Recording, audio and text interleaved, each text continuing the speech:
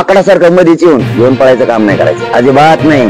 मराठी सोडणार नाहीत. आणि मुख्यमंत्री साहेबांनाही सांगतो, जाहीर सांगतो, संभाजीनगरच्या पालकमंत्र्याचं आणि खासदाराचं ऐकून दगा फटका नाही करायचा मराठ्या सगळं.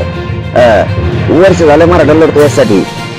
आणि मराठा समाज इतका त्रास भोगला ह्या मराठा समाजानं याच्यासाठी, त्यांचं ऐकून मराठ्यांशी दगा फटका करायचा नाही. त्याचं कारण सांगतो, मुख्यमंत्र्यांना मानणारा वर्ग या राज्यात मराठ्याचा. मी रोज सांगतोय मुख्यमंत्रीच आरक्षण देऊ शकतात मराठ्यांना, रोज म्हणतो, रोज. इतका विश्वास आहे. तो विश्वास मुख्यमंत्र्यांनी ठेवू द्यायचा नाही. कसल्या माकडाचं ऐकून किंवा कोणाचं ऐकून कोणाला हाताखाली धरलं म्हणून आमच्या गोरगरीब करोडो मराठ्याशी दगा फटका करायचा नाही. अजिबात चाल खेळू नका. मुख्यमंत्री साहेबांनी मराठ्याचा गेम नाही करायचा, अजिबात गेम नाही करायचा. कारण इथं करोडो मराठा लढतोय. तुम्ही काम करा, तुमचा फायदा होईल. मामाच्या समोर ही वोटा काढी ठेवून काम नका, वोटा काढी ठेवून काम करू नका. ती माझी मीडियाची समस्या मामाच्या समोर तुम्ही आमच्या वस्तूवर आम्हाला शोधून टाका आणि 17पर्यंत सगळं फायनल करू, काहीच ठेवू नका. 1 वर्षापासून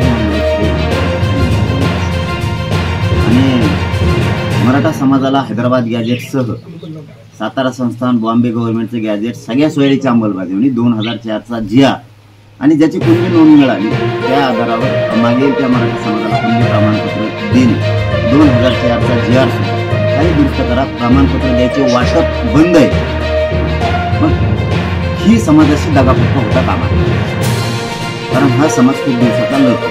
पण आता त्यांनी सांगितलं की आम्ही त्याचं काम करतोय, काम करणार आहे. पण काही काही असे असते ना बघा, लयच तोंड असतो त्यांना पैसे, काहीतरी तिथे पसरून द्यायची, काहीतरी नावं ही करायची आणि त्यांना गुंडाळायचा प्रयत्न करायचा.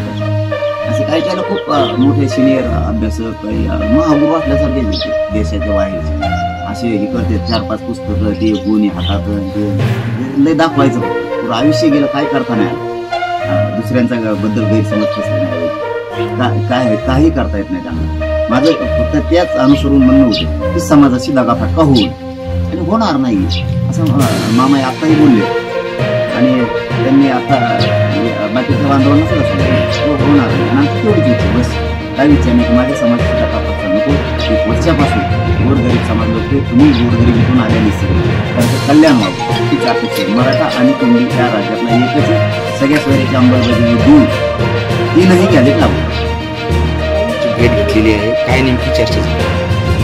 मनोज दादाची भेट मी आज म्हणजे असं काही नाही की आजच आलो म्हणून. याच्या आधी मी उपोषणला बसले नव्हते, त्यावेळेस मी भेटत होतो. आज मी भेटायला आलो. त्याच्यामुळे असं काही विशेष काही असं पण मनोज दादांनी जे काही आपल्याला केलं किंवा मराठा समाजाविषयी काही समिती काम करते आणि स्वतः कारवाई केली.